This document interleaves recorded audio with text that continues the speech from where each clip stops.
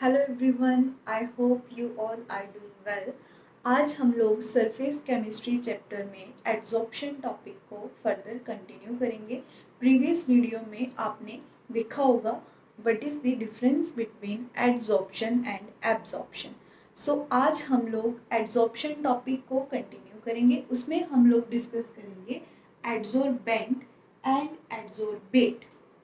Clear. आपने lower classes में पढ़ा होगा सल्यूट एंड सॉल्वेंट के बारे में। क्लियर।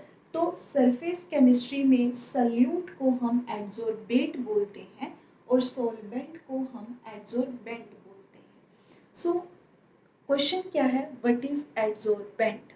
एड्जॉर्बेंट क्या है? एड्जॉर्बेंट एक ऐसा कंपोनेंट है जो दूसरे कंपोनेंट को सरफेस प्रोवाइड करवाता है। मतलब कि हम एड्जॉर्प्शन टॉपिक में एड्जॉर्बेंट को डिस्कस कर रहे हैं। तो एड्जॉर्बेंट क्या है? एक ऐसा कंपोनेंट है जो दूसरे कंपोनेंट को अपनी सरफेस प्रोवाइड करवाता है एड्जॉर्प्शन के लिए। उसको हम बोलते हैं एड्जॉर्बेंट। एग्जाम्पल के लिए ये व्हाइट बोर्ड जो है वो अपनी क्या सरफेस प्रोवाइड करवा रहा है, तो इट मीन जो व्हाइट बोर्ड है वो किसकी एग्जाम्पल है? वो एड्जॉर्बेंट की एग्जाम्पल है। क्लियर। तो नेक्स्ट है एड्जॉर्बेट। Adsorbate same. एड्जॉर्बेट क्या है? एड्जॉर्बेट भी एक ऐसा कंपोनेंट है जो दूसरे कंपोनेंट के ऊपर जाके एड्जॉर्ब हो जाता है। ठीक है। मतलब एक कंपोनेंट जो है वो दूसरे कंपोनेंट के ऊपर जाके क्या हो गया? एड्जॉर्ब हो गया। उसको हम बोलते हैं एड्जॉर्बेट। एड्जॉर्बेट जो है वो एड्जॉर्बेंट के ऊपर क्या होता है? एड्जॉर्ब हो जाता है। क्लियर। तो यहाँ पे व्हाइट बोर्ड जो है वो एड्जॉर्बेंट है और जो मार्कर है वो क्या है? आपका एड्जॉर्बेट है। तो जो एड्जॉर्बेंट है वो दो टाइप का होता है, सॉलिड एंड लिक्विड। और जो एड्जॉर्बेट है वो तीन तरह के होते हैं, सॉलिड, लिक्विड एंड गैस। लेकिन मोस्ट प्रोबेबली हम गैस को एड्जॉर्बेट ज़्यादा प्रेफर करते हैं, क्योंकि गैस जो है वो ईजिली जो है वो किसी दूसरे कंपोनेंट के ऊपर जाके एड्जॉर्ब हो जाती है, एड्जॉर्प्शन करवा देती है। दैट इज़ वाई गैस और सॉलिड, गैस और लिक्विड को क्या करते हैं? हम प्रेफर करते हैं as compare to solid and liquid adsorbate, क्योंकि गैस में एड्जॉर्प्शन फास्ट हो जाती है। क्लियर। सेकेंड चीज, जो एड्जॉर्प्शन है वो एक एक्सोथर्मिक प्रोसेस है। आपने ये भी पढ़ा है एक्सोथर्मिक एंड एंडोथर्मिक के बारे में। एक्सोथर्मिक में क्या होता है कि जब दो कंपोनेंट आपस में ज्वाइन करते हैं, तो एक्सोथर्मिक में क्या है, जब दो कंपोनेंट आपस में ज्वाइन करते हैं तो हीट रिलीज होती है, उसको हम बोलते हैं एक्सोथर्मिक प्रोसेस। और एंडोथर्मिक में क्या होता है, जब दो कंपोनेंट आपस में ज्वाइन करते हैं और हीट एब्जॉर्ब होती है तो उसको हम बोलते हैं एंडोथर्मिक। बट मैंने आपको क्या बोला कि जो एड्जॉर्प्शन है वो क्या है? एक एक्सोथर्मिक प्रोसेस है। मीन जब दो कंपोनेंट आपस में कांटेक्ट में आते हैं तो वो क्या होता है? हीट प्रोड्यूस होती है। That is why adsorption is exothermic process. Clear. So next है एड्जॉर्प्शन में मेनली जो एड्जॉर्बेंट होता है वो सॉलिड होता है और जो एड्जॉर्बेट है वो गैसेस होती है। एड्जॉर्प्शन में मींस कि जो सरफेस प्रोवाइड करवाता है वो सॉलिड फॉर्म में होता है और जो उसके ऊपर आके कंपोनेंट एड्जॉर्ब होता है वो गैसेस होती है। क्लियर। तो आपने इतना तो देख लिया कि एड्जॉर्प्शन क्या है, एक एक्सोथर्मिक प्रोसेस है और एड्जॉर्प्शन जो है वो परमानेंट नहीं होता है, वो टेम्पररी होता है। मीन अगर एक कंपोनेंट दूसरे कंपोनेंट के ऊपर आके एड्जॉर्ब होता है तो वो वहाँ से हट भी जाता है, रिमूव भी हो जाता है। That is why adsorption is a temporary process, it is not a permanent. Mean अगर एक बार कुछ एड्जॉर्ब हो गया तो आप उसको ऐसा नहीं है कि आप हटा नहीं सकते हो, वो हट जाएगा। ठीक है, वो रिमूव हो सकता है। इसी में फर्दर टॉपिक है डीजॉर्प्शन। डी का मतलब आपको पता है, डी का मतलब क्या होता है? डी का मतलब होता है लॉस हो जाना। डीजॉर्प्शन मतलब जो जॉर्प्शन हुई थी उसका लॉस हो गया। यहाँ पे लिखा भी है डीजॉर्प्शन क्या होता है? It is reverse of adsorption. मतलब एडजॉर्प्शन के रिवर्स को हम बोलेंगे डीजॉर्प्शन। तो एडजॉर्प्शन क्या है? किसी कंपोनेंट का दूसरे कंपोनेंट के ऊपर आके एड्जॉर्ब होना, उसको हम बोलते हैं एड्जॉर्प्शन। डीजॉर्प्शन क्या होगा? एक कंपोनेंट के ऊपर से दूसरा कंपोनेंट हट गया, उसको हम बोलेंगे डिसॉर्प्शन। क्लियर? तो इसी में ही फर्दर है जॉर्प्शन। अभी हमने देखा डिसॉर्प्शन, अब है जॉर्प्शन। जॉर्प्शन क्या होता है? जॉर्प्शन एक ऐसा प्रोसेस है जिसमें एडजॉर्प्शन प्लस एब्जॉर्प्शन दोनों प्रोसेस जो है वो कंटिन्यू होते हैं, दोनों प्रोसेस जो है वो साइमल्टेनियसली होते हैं। किसमें? जॉर्प्शन में। एडजॉर्प्शन और एब्जॉर्प्शन को जब हम मिलाते हैं तो क्या बनता है? जॉर्प्शन बनता है। दोनों को अलग अलग रखोगे तो वो एडजॉर्प्शन रहेगा और वो एब्जॉर्प्शन रहेगा, दोनों को कंबाइन कर देंगे तो उसको हम क्या बोलते हैं? जॉर्प्शन बोलते हैं। इसकी एग्जांपल है डाइंग ऑफ फैब्रिक, मतलब कि फैब्रिक को डाई करना जो होता है वो किसकी एग्जांपल है?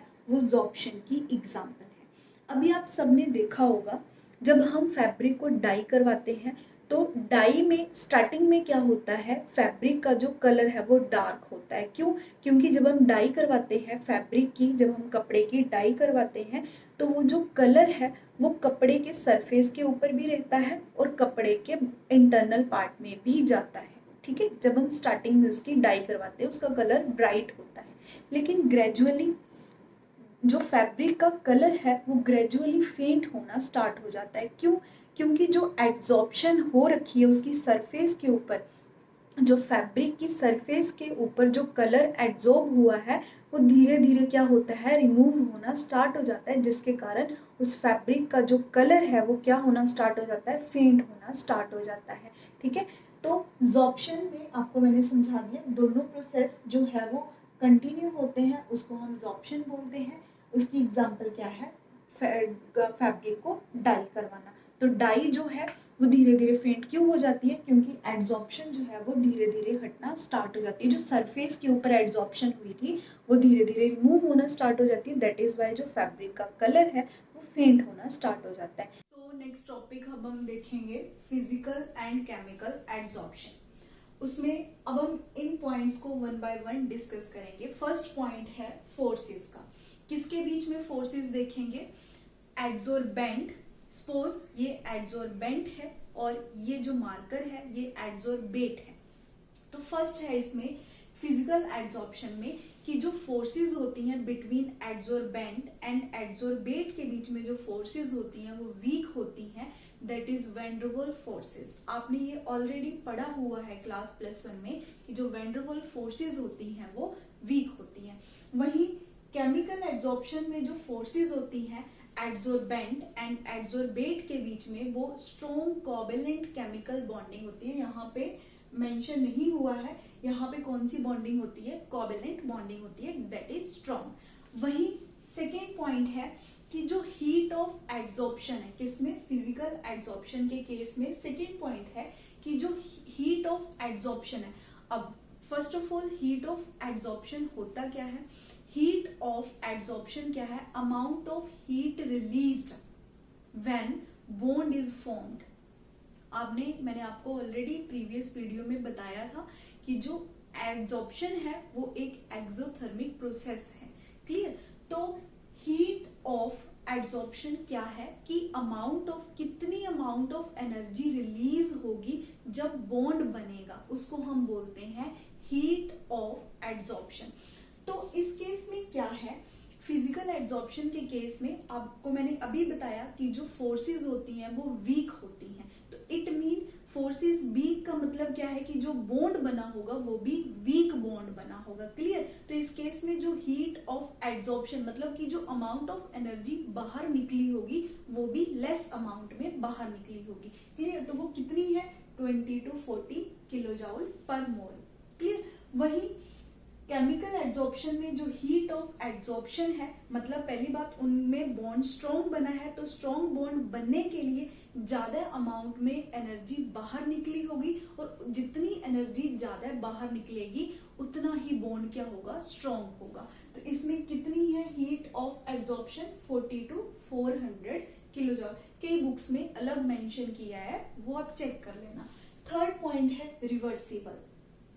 अब फिजिकल एड्जॉर्प्शन जो है वो एक रिवर्सिबल प्रोसेस है। रिवर्सिबल का मतलब आपको पता है कि अगर बॉन्ड बना तो वो बॉन्ड ब्रेक भी हो सकता है। That is why it is reversible process.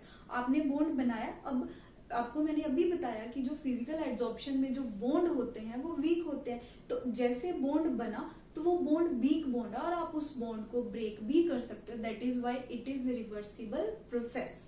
वही केमिकल एड्सॉर्प्शन में ये क्या है, ये इरिवर्सिबल है। इरिवर्सिबल का मतलब जिसको हम दोबारा से रिवर्स नहीं कर सकते हैं। वाई? अब इस केस में क्या है, पहली बात तो वो बॉन्ड जो है वो स्ट्रॉन्ग बॉन्ड होता है। वो केमिकल एड्सॉर्प्शन में एड्सॉर्बेंट और एड्सॉर्बेट के बीच में जो बॉन्ड बनता है वो इजीली नहीं बनता है, ठीक है। उसको बनाने के लिए स्पेशली केमिकल रिएक्शन करवाई जाती है, लेकिन जब एक बार बॉन्ड बन गया तो हम उसको इजीली ब्रेक नहीं कर सकते हैं। That is why it is reversible process. Example में लिखा है क्रोजन। एक बार मेटल की क्रोजन हो गई तो दोबारा से आप उसको सही नहीं कर सकते हो, तो वो भी एक क्या है, वो एक केमिकल प्रोसेस है।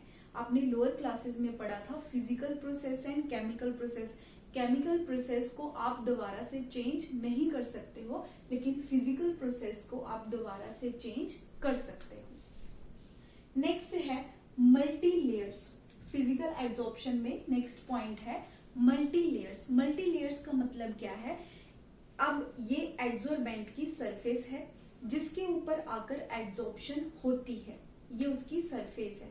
अब एड्सॉर्बेंट की जो फिजिकल एड्सॉर्प्शन में एड्सॉर्बेंट की सरफेस के ऊपर मल्टी लेयर्स बन सकती हैं, ठीक है। एक के ऊपर एक लेयर बन सकती है क्योंकि उनमें सब में जो अट्रैक्शन होती है, जो फोर्स होती है वो वीक होती है। दैट इज वाई एक के ऊपर एक लेयर जो है वो फॉर्म हो जाती है। लेकिन केमिकल एड्सॉर्प्शन में ऐसा नहीं है, उसमें सिर्फ एक ही लेयर बनती है, मोनो लेयर जिसको हम बोलते हैं। उसमें मल्टी लेयर्स की फॉर्मेशन नहीं होती है। क्यों?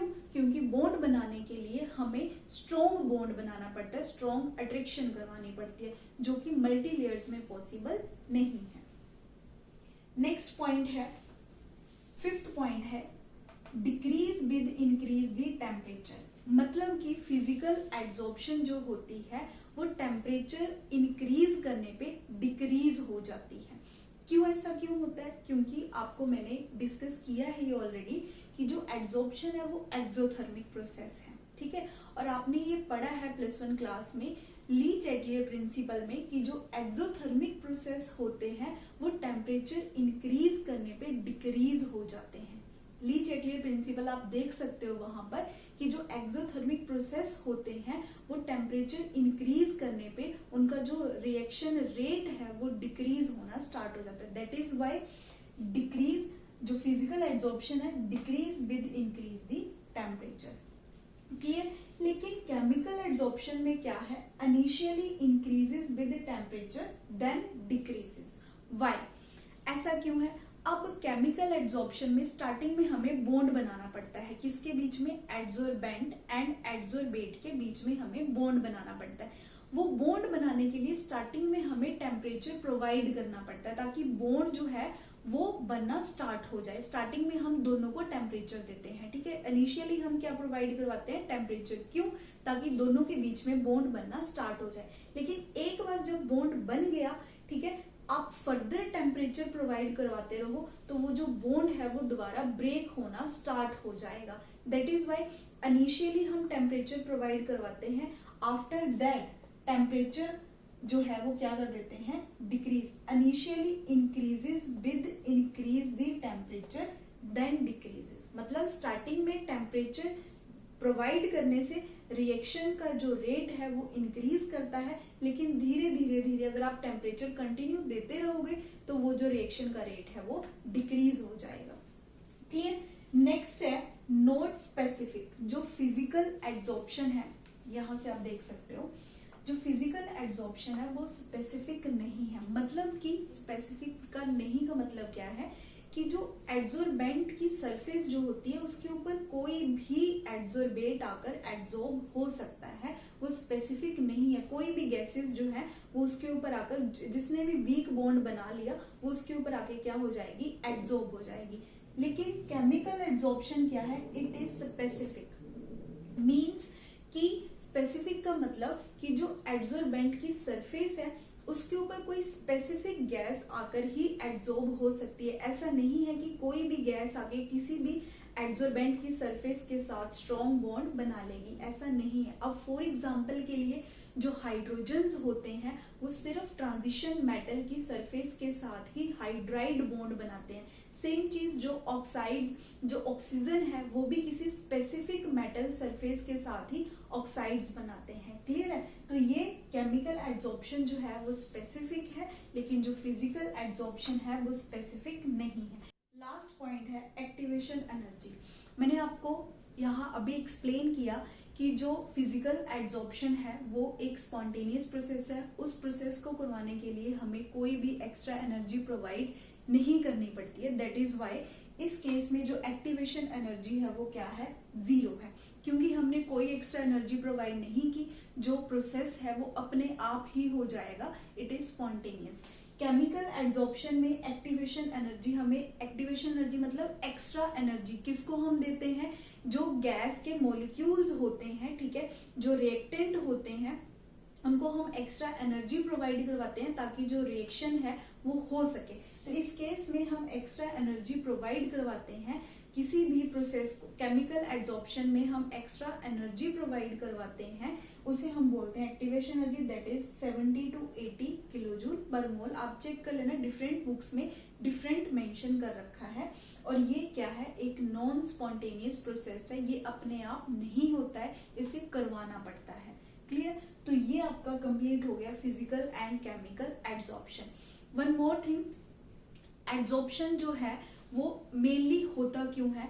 एड्जॉर्प्शन जो है उसमें क्या होता है, जो एड्जॉर्बेंट की सरफेस होती है उसके एग्जैक्टली जो नीचे पार्टिकल्स होते हैं वो अनबैलेंस होते हैं। एड्जॉर्प्शन मेनली अनबैलेंस फोर्सेस के कारण ही होता है। अब अनबैलेंस फोर्सेस किसकी होती हैं, जो एड्जॉर्बेंट की सरफेस के एग्जैक्टली नीचे पार्टिकल्स होते हैं वो अनबैलेंस होते हैं। वो अपने आप को बैलेंस करने के लिए बॉन्ड बनाना चाहते हैं, और वो बॉन्ड किसके साथ बनाते हैं, जो ऊपर से एड्जॉर्बेट उनके साथ आकर कनेक्ट करते हैं। तो मेनली एड्जॉर्प्शन का कारण क्या है, unbalance forces. Clear?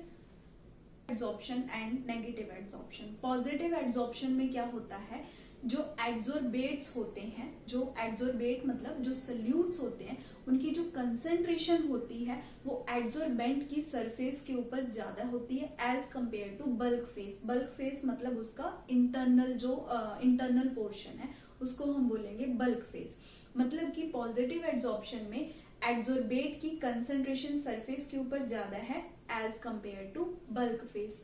Negative adsorption में इसका क्या होता है, रिवर्स होता है। मतलब जो एड्जॉर्बेट की कंसेंट्रेशन है वो एड्जॉर्बेंट की सरफेस के ऊपर कम है as compare to their bulk face. सो ये आपका टॉपिक जो है वो कंप्लीट हो गया। I hope you understand the concept.